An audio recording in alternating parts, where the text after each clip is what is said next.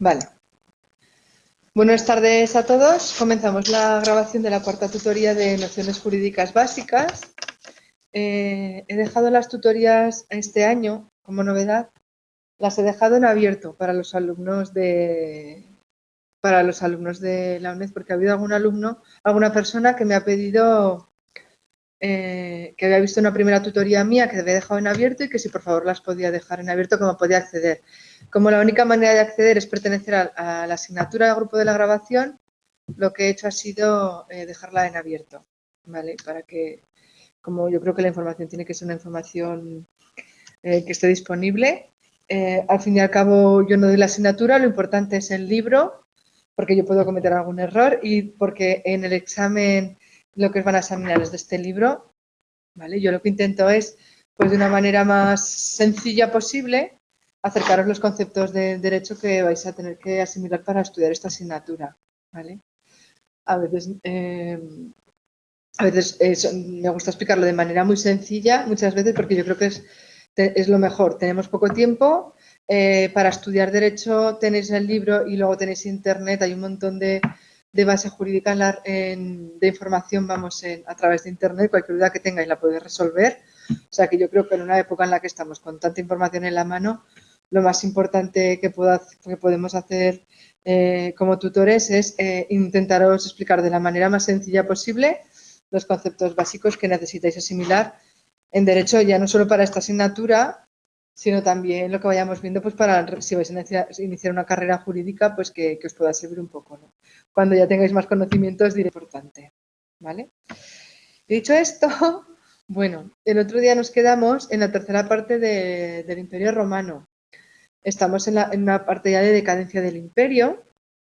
Esta parte se denomina el dominado y la crisis del Imperio. Si os acordáis, os recuerdo, os apuntes, que hicimos con la otra tutoría los 3 bloques, el periodo de inicio del derecho romano, con la Civitas Romana, la creación de Roma, el Imperio Romano con el Principado y la República, que es el derecho clásico, ¿vale?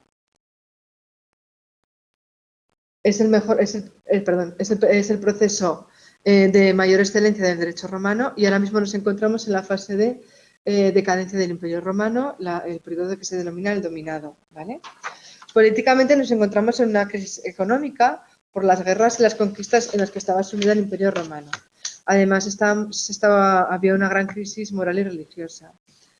En este momento tenemos una monarquía absoluta o autocracia, donde el señor es el domus, es quien ejerce el poder, y los ciudadanos son los súbditos, quien obedecen a ese poder que tiene el señor. La disgregación del imperio se consuma definitivamente cuando al final del siglo IV, después de Cristo, Teodosio II divide la parte oriental y la parte occidental, creando lo que conocemos como el Imperio de Occidente y el Imperio de Oriente. Después de las sucesivas invasiones bárbaras, el Imperio de Occidente cae definitivamente en el 476, en el momento en que las hordas de Odoacro deponen al último emperador romano, que era Rómulo Augusto. La historia del derecho romano continúa en Oriente, en el Imperio bizantino, que se extiende hasta la conquista de Constantinopla por los turcos en el siglo XV después de Cristo. Bueno, esto tranquilamente, tanto en el libro como en cualquier otro manual de derecho, podéis consultarlo. Ay, perdonad, que quiero pasar ahora la hoja. Ahora. Nos encontramos en el Imperio de Oriente, en el Imperio bizantino, y encontramos una figura jurídica fundamental, que es el Corpus Juris Civilis. Hay un importante emperador que es Justiniano, que realizó la gran compilación de derecho, que se llama el Corpus Juris Civilis. Este emperador lo que hizo fue compilar todas las figuras e instituciones jurídicas que existían en aquel momento en 3 grandes obras. El Digesto, que es la gran obra que recoge los Jura o escritos de los juristas clásicos, el Código, que es la compilación de leyes imperiales, y las novelas, que son las 9 leyes justinianeas. Gracias a esta compilación conocemos hoy... Sí, es que no está puesto. Sí, tienes razón. Sí. Las instituciones del derecho romano faltan aquí, ¿vale? Tenéis que ponerlas aquí. Dije esto, el código, novelas y las instituciones. Sí, ¿veis lo que os comentaba del error? Pues aquí nos faltan, ¿vale? Es que a ver si me dejo ponerlo aquí con el lápiz, con el boli.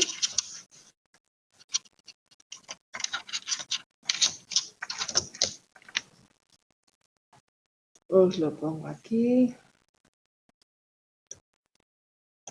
Instituciones. ¿Vale? Vale. Bueno, gracias a esta compilación conocemos gran parte del derecho romano. El emperador reúne en sus manos los medios de producción del derecho, que antes lo hacía el pretor, y de la interpretación, que antes lo hacía la jurisprudencia. En este momento se emiten constituciones imperiales que son de aplicación general y que son de obligado cumplimiento para todos. En el ordenamiento jurídico, ¿cómo se rige? Bueno, pues hay un procedimiento del cognitorio oficial. Todo lo creado hasta ahora se confunde o se suprime, ¿vale? Entonces, se diferencia entre las acciones civiles y las acciones pretorianas. Y se suprime el procedimiento formulario, es decir, se crea un nuevo procedimiento que se denomina la cognitio extraordinaria, ¿vale?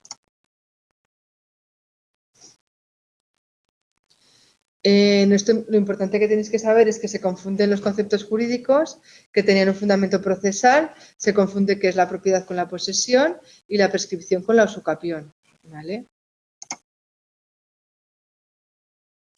Y es decir, lo que hacen aquí es que mezcla todo el derecho que existía hasta el momento y significan acciones y géneros contractuales, ¿vale? En este momento, en cuanto a la familia, triunfa directamente el parentesco natural, la familia de sangre, y triunfan los derechos sucesorios de la mujer con respecto a los hijos y ascendientes. En cuanto a las herencias, se unifican las acciones e interdictos procedentes de los dos sistemas de la herencia y se unifican los legados y fideicomisos. ¿Y qué caracteriza al derecho posclásico? Que esto es importante, que puede caer en alguna pregunta que ha caído en alguna pregunta de examen. ¿Cuál es la característica del derecho romano posclásico? Pues se caracteriza por la influencia del vulgarismo, que es una tendencia corruptora y simplificadora procedente de las costumbres provinciales y de la práctica judicial, ¿vale?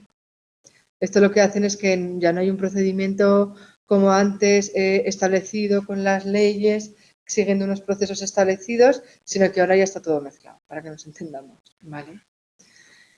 Hay dos tendencias estilísticas que se confrontan. Por un lado tenemos el clasicismo, que lo que hace es imitar el modelo clásico en cuanto a la creación y aplicación del derecho, y el vulgarismo, que representa la reacción de los prácticos y leguleyos que no entienden el lenguaje jurídico clásico.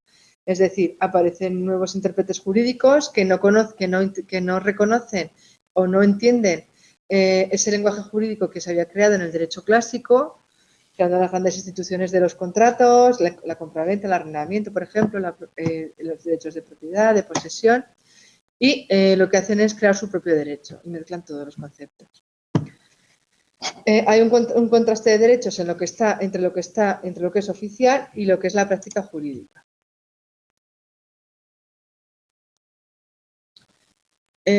Importante en este momento para la evolución del derecho lo tienen los libros de instituciones, que están destinadas para enseñar el derecho. Destaca en este momento las instituciones de Gallo, del siglo II después de Cristo, que es la única obra clásica que se conserva casi íntegra y por la que conocemos las instituciones antiguas clásicas, sobre todo en materia procesal. Esta obra ha tenido en su sistemática y clasificaciones una gran influencia en los modelos de los códigos civiles. Bueno, ¿y en aquel momento cómo estaba organizado territorialmente el mundo romano? Pues en municipios, colonias en provincias, colonias y municipios. Roma va incorporando nuevas provincias hasta que consiguió conquistar todo el mundo geográficamente conocido alrededor del Mediterráneo, por lo que Roma llega a ser una potencia dominadora y universal y globaliza el mundo. Se inicia, por tanto, un proceso de romanización de las provincias, es decir, de todos los territorios que van conquistando los van romanizando. Se concede la ciudadanía y la nacionalidad a las provincias y se les impone a las provincias sistemas de gobierno semejante al romano.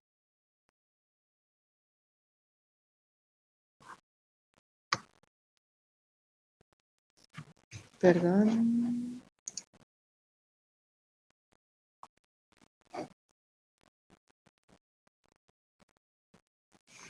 No te entiendo.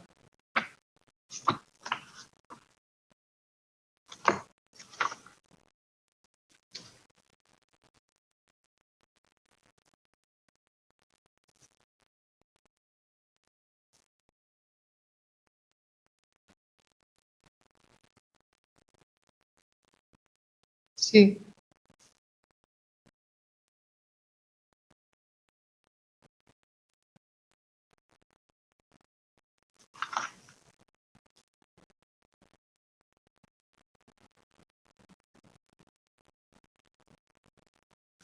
Sí, sí, sí. Que además está mal escrito, es con Y. Esto tengo que cambiarlo. Sí, sí, es un jurista, sí. Esto, ¿sabes qué pasa? Que como lo tenía hecho del otro libro, pues vendría ese concepto en el otro libro y por eso lo dejé, ¿sabes? Pero no, sí. Es jurista, sí. Sí, y está mal escrito, gracias por decírmelo. No me había dado cuenta. ¿Veis lo que os decía? Que a veces leemos todo tantas veces que luego no nos damos cuenta. Vale. Entonces, en este momento se crean colonias y municipios con el mismo gobierno que Roma, se crean magistraturas, magistrados, senadores y comicios, y Vespasiano concede el privilegio de la latinidad a las comunidades ibéricas en el año 70. Bueno, pues el proceso de romanización culmina con la concesión de la ciudadanía romana en el 212 después de Cristo por Caracalla a todos los súbditos del imperio. ¿Vale? Esto es historia, os lo podéis mirar tranquilamente en el libro. También en YouTube, si lo habéis visto, hay vídeos súper interesantes y muy didácticos donde podéis, de una manera visual, que siempre es mucho más sencillo, podéis explicar todo esto, ¿vale? Que podéis tener que muchas veces para asimilar los conceptos es mejor tener un recuerdo visual, ¿no? de cómo estaba la situación en aquel momento, poder verlo, ¿vale?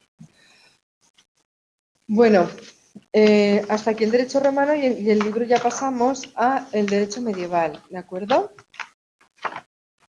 Esto es lo malo que luego queda grabado. Que cuando somos poquitos en clase, pues ya lo vamos haciendo sobre la marcha, pero al quedar grabado, pues siempre da un poco más de apuro, ¿no? De impresión, dar la clase. Bueno, ahora ya pasamos al derecho medieval y nos encontramos con que queremos analizar cómo se encontraba el derecho en aquel momento, ¿de acuerdo? Entonces, nos encontramos con la Lex Romana Visigotorum, que lo vamos a explicar, o el Breviario de Alarico, los foros y cartas pueblas, la recepción del derecho romano a través del descubrimiento del digesto, las partidas, los glosadores de Bolonia, los canonistas y los comerciantes. Bueno, estos son los puntos del tema 5, ¿vale? O sea, ya pasamos del tema de Roma y nos hacemos un apunte con esas seis notas jurídicas de cómo estaba en aquel momento el derecho, ¿de acuerdo? Empezamos con el Breviario de Alarico. ¿Qué es? Bueno, pues es la obra que en Occidente tiene mayor repercusión, ¿vale? Se llama la Lex Romana Visigotorum o Breviario de Alarico, que fue semejante a lo que fue para Oriente el Corpus Juris Civilis de Justiniano, ¿vale? Pregunta de test. ¿Breviario de Alarico en qué imperio fue? En Occidente. El Corpus Juris Civilis en Oriente. ¿Quién hizo el Corpus Juris Civilis? Justiniano. ¿Quién promulgó la Lex Romana Visigotorum? Alarico, ¿vale? Un poco así sencillo, pero para que vayáis apuntaros esas pequeñas notas históricas que sí que son importantes que tenéis que saber para el examen, ¿vale? Bueno, esta ley fue promulgada por Alarico II en el año 506 después de Cristo y fue una recopilación de leyes imperiales romanas y de textos jurisprudenciales y representa el derecho oculto y oficial frente a los usos y costumbres del derecho germánico. Así, el derecho medieval se forma por encuentro y fusión de los elementos romanos, germánicos y religiosos, ¿vale? Se caracteriza el derecho medieval por una diversidad de fuentes y ordenamientos territoriales y locales, es decir, ya no había una única fuente del derecho, sino que venía a través nos encontramos con elementos del derecho romano, del derecho germánico y del derecho religioso, ¿vale? ¿Qué son los fueros y cartas pueblas? Pues bueno, pues durante la reconquista de las tierras hispánicas a los musulmanes, los monarcas, ¿qué hicieron? Pues concedieron a los territorios conquistados órdenes y privilegios denominados fueros y cartas pueblas, donde reconocía una serie de derechos a esos ciudadanos de los pueblos que iban reconquistando, ¿vale?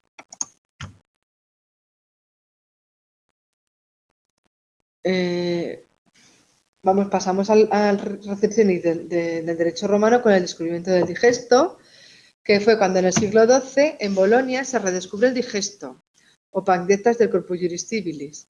Y lo que supone, pues, ¿qué ocurre? Que hay un regreso a las fuentes romanas del derecho y lo que se hace es volver a coger ese derecho clásico, ese derecho fundamentado, estructurado y bien argumentado, que está establecido de manera abstracta para todos, ¿no? Para que nos entendamos, ese sistema que se había creado, lo que se hace es recuperarse y se van superando todos los particularismos locales y la anarquía legislativa que existía hasta entonces, ¿vale?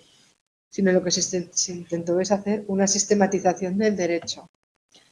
En ese momento los glosadores lo que hacen es que en esos escritos romanos hacen comentarios y anotaciones marginales, que se denominan glosas. Es decir, hacen una interpretación de esos supuestos jurídicos, ¿vale? Entonces, en ese momento la Universidad de Bolonia se convierte en el centro jurídico-cultural de toda Europa y en ella el derecho romano vuelve a ser estudiado y en consecuencia pasa a ser aplicado en las legislaturas nacionales. En España, ¿qué nos encontramos? Otro punto importante, las 7 partidas, que también nos pueden preguntar en el examen. En España la influencia renace del derecho romano, tiene su punto neurálgico en el Reino de Castilla, con el código de las 7 partidas de Alfonso X el Sabio. Importante, no confundir con Alfonso X y el ordenamiento de Alcalá, que esto también puede ser una pregunta de test, ¿vale? Y leéis muy rápido y luego decís, ¿sabes? Que ponía décimo primero, ¿quién es cada uno? Pues bueno, estos conceptos tenerlos claros. Esta obra fue iniciada por su padre, Fernando III, y está inspirada en el Corpus Juris y en los glosadores y canonistas, y armoniza todo ello con el derecho. Aparte de su importancia en la romanización del derecho castellano y también hispanoamericano, el de las 7 partidas, son fuente de la recepción del derecho romano europeo e influyó en la formación de juristas europeos y americanos. Posteriormente, el rey Alfonso X en 1348 promulga en las Cortes de Alcalá de Henares el llamado Ordenamiento de Alcalá, donde consagra como fuentes superiores del derecho los fueros, que es la que recoge la costumbre de los lugares, pero también como fuente supletoria del derecho a las partidas, reconociendo así esa recepción del derecho romano, ¿vale? Nos encontramos en el siglo XIV y pasamos a la escuela de los comentaristas o posglosadores, que lo que hacen es comentarios y síntesis sobre lo que habían hecho los anteriores glosadores, ¿vale? ¿Y por qué lo hacían? Porque querían descubrir principios jurídicos generales y universales aplicables a las necesidades del presente, ¿vale? Asentaron las bases de un derecho común forjado en elementos romanos y canónicos que supone una transición al derecho moderno. ¿Qué significa esto? Pues es entender que es una persona, entender conceptos, ¿no? Por ejemplo, en una compraventa, ¿quién es el comprador? ¿Quién es el vendedor? ¿Qué obligación tiene cada parte? Establecer qué derechos tiene cada parte. Establecer, por ejemplo, principios básicos como la seguridad jurídica, la equidad, de eso es lo que se trata, ¿vale? De establecer unas reglas básicas del juego y que estén por escrito. Y ya pasamos al derecho moderno. Es que esto es muy rápido, este tema. Hablamos en este punto del derecho común, de lo que es el Mos Italicus y el Mos Gallicus, la escuela humanista, la escuela de derecho natural, la escuela histórica alemana, los pandectistas y las recopilaciones generales castellanas, con las ordenanzas reales de Castilla, la nueva recopilación y la novísima recopilación, ¿vale? El derecho común. El derecho común se concibe como un ordenamiento universal basado en derecho romano mitificado como derecho revelado, que debía prevalecer sobre los particularismos locales y regionales. La vieja idea de que el derecho romano era derecho natural de la cristiandad se convirtió, gracias a la labor de los comentaristas, en una realidad jurisdiccional. Por ello, el derecho común es una obra de los juristas que, al extraerlo de los textos romanos, realiza una creación del derecho europeo, ¿vale? Lo que hacen es establecer las reglas básicas del derecho. Frente a las tendencias de los glosadores y comentaristas, que era el Mos Italicus, aparece un movimiento humanista, el Mos Gallicus, en el siglo XVI como consecuencia del Renacimiento. ¿Y qué pretende este derecho? Lo que quiere es reconstruir históricamente el derecho romano en sus distintas fases de formación, ¿vale? Quitando todas aquellas alteraciones que habían hecho comentaristas, compiladores, comentaristas y posglosadores, ¿vale? Lo que hacen es limpiar, ¿no?, el derecho originario con todo eso que luego posteriormente se había incluido, ¿vale? Para llegar a una interpretación más pura del derecho. Y la Escuela de Derecho Natural en el siglo XVII lo que defiende es un derecho universal para todos los pueblos fundado en el derecho romano, considerándolo por tanto como la suprema razón escrita. Aparece la escuela alemana y que considera el derecho de un pueblo como el producto espontáneo de su propio espíritu, tan auténtico como puede ser el arte, la lengua y el folclore. El derecho debe ser considerado como historia y como sistema. Como historia, el derecho nace del espíritu del pueblo y se fundamenta en principios romanos. Como sistema, es la racionalización o fundamentación científica de un núcleo de principios y normas. Y se cultiva un derecho teórico o de profesores que se distingue del derecho práctico o de juristas. Los pandectistas, los autores del derecho de pandectas, son los que enlazan la escuela histórica alemana, que elaboran la dogma jurídica y que deducen de la compilación justiniana y que constituyó la base científica para la redacción de los códigos civiles, ¿vale? Esto es lo que hacen, es establecer las bases, cogen todo el derecho anterior, lo reducen y establecen las bases de lo que posteriormente son los códigos civiles que hoy conocemos, ¿de acuerdo? Y en Castilla nos encontramos con las recopilaciones castellanas. En Castilla, en la Edad Moderna, se publican 3 recopilaciones generales. El libro de las leyes o ordenanzas reales de Castilla o ordenamiento de Montalvo, bajo los reyes católicos, la nueva recopilación de 1567 bajo Felipe II y la novísima recopilación de 1805 bajo Carlos IV. Estas recopilaciones, aunque tienen carácter oficial y son obra legislativa, los materiales que las forman son de diversa procedencia histórica y no se fusionan en un conjunto uniforme en cuanto a forma y al contenido. Entonces, ya hemos terminado el tema. Ya sé que este tema es es que es muy teórico y lo tenemos que dar así para que lo hagáis. Entonces, al final del tema tenéis unas preguntas de test, ¿vale? Os voy a dar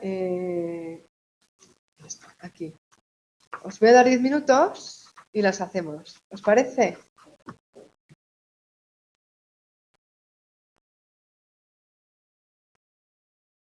Y las pongo, yo lo que hago siempre es que luego las leo y me vais contestando. ¿Vale? Sí.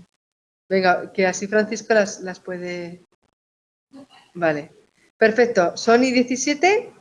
Pues os doy 10 minutos para que tranquilamente, porque tampoco quiero que las hagáis sin pensar, sino que abre allí, no mires el libro y contesta sin mirar nada. ¿Vale? Venga, pues os doy eso. Si no me ponéis aquí, que os veo. Venga, hasta ahora.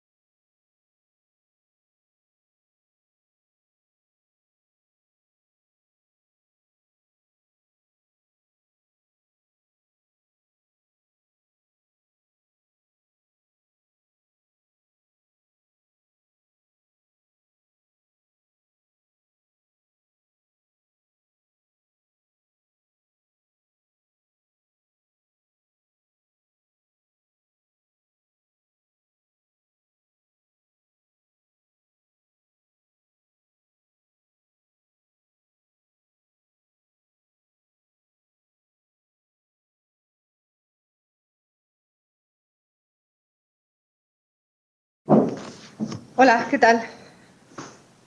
Bueno, ¿cómo vamos? Francisco,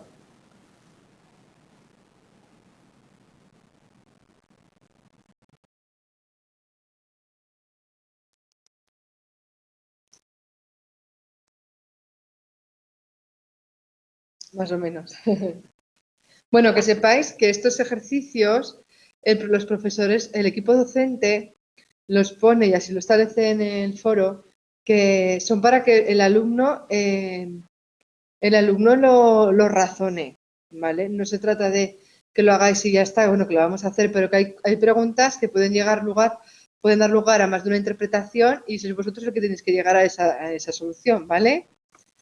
O hay preguntas que quedan un poco así en el aire, bueno, pues sepáis que el equipo docente sí, que cuando empezamos hace 10 años, que había 2 libros, entregaba de los temas los test del final y había soluciones, ya con el libro anterior y ya con este sigue la misma tónica, no hay soluciones.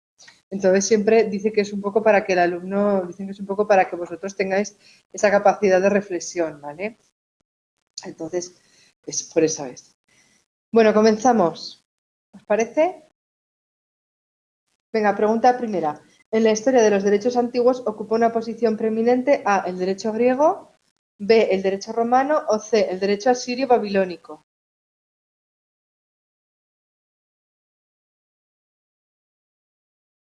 ¿Veis? Muy bien.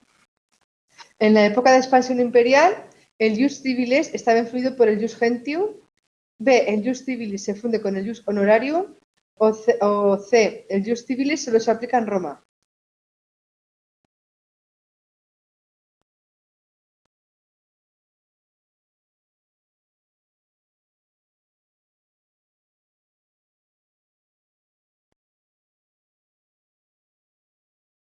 La B. Muy bien.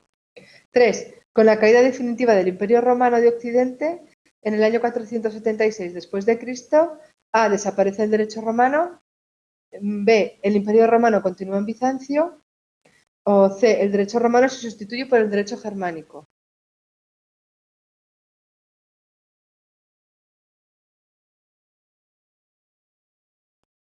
La B. Muy bien. 4. El corpus juris de Justiniano está formado por A. Instituciones, B. Digesto, código y las novelas. B. El digesto, el código y las instituciones. Y C. El digesto y las constituciones imperiales.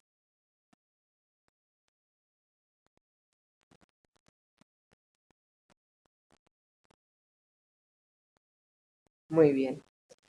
5. Después de las invasiones de los godos, la obra de mayor influencia es A. El Corpus Juris de Justinianeo, el Breviario de Alarico, la Lex Romana Visigotorum o el Código de Eurico.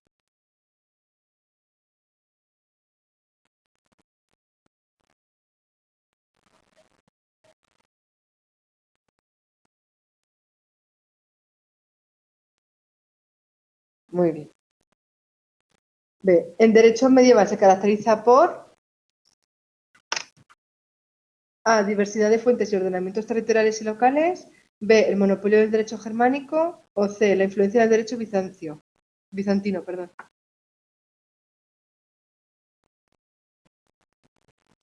La A. Muy bien. Durante la Reconquista, A. Se vuelve al clasicismo como tendencia estilística cultural que tiende a la imitación del modelo clásico. B. Las costumbres locales hacen que se vuelva un primitivismo jurídico donde predomina el uso de la fuerza. O C. Se produce un regreso a las fuentes romanas.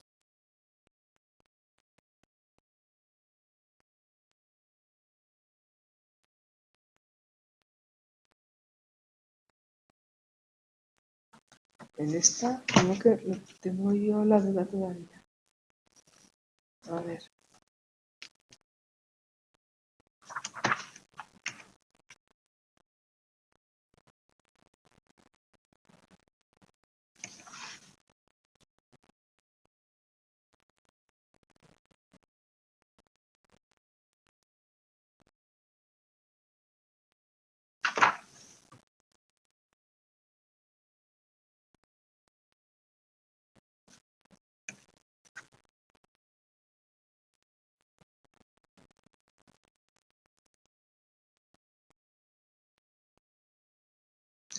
En esta es la de las costumbres locales, hace que se retorne a un primitivismo jurídico donde el uso de la fuerza y la violencia se manifiestan en los duelos y ordalías de los llamados juicios de Dios.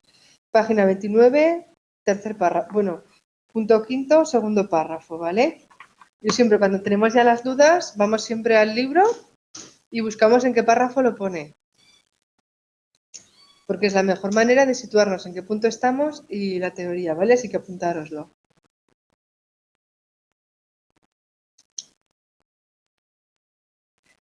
Punto 8. El código de las 7 partidas es obra de Alarico II, Justiniano o Alfonso X el Sabio.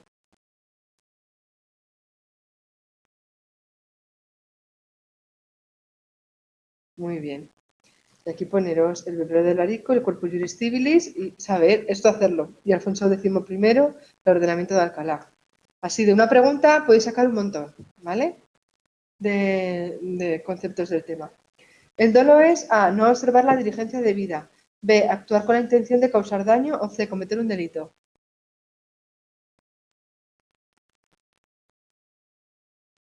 Muy bien, la intencionalidad. Y la escuela histórica alemana era del siglo XVIII, XX o XIX.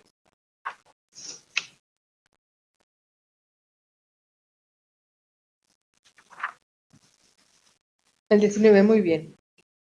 Y la pregunta de desarrollo. La pregunta de desarrollo, si queréis, me la podéis mandar, la hacéis y me la podéis mandar, ¿vale?